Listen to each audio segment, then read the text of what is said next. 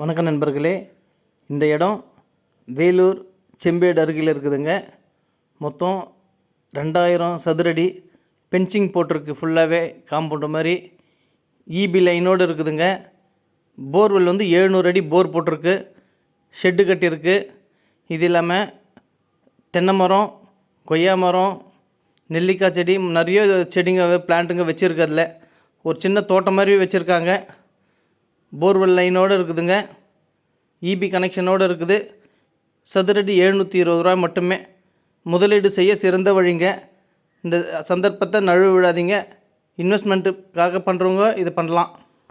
ஒரு farm house மாதிரி கட்டுறதுக்காக செடிங்க எல்லாமே ஓரமாக தான் வச்சுருக்குங்க. சென்டரில் வீடு கட்டலாம். மொத்தம் 2000 சதுரடியில் இருக்குது.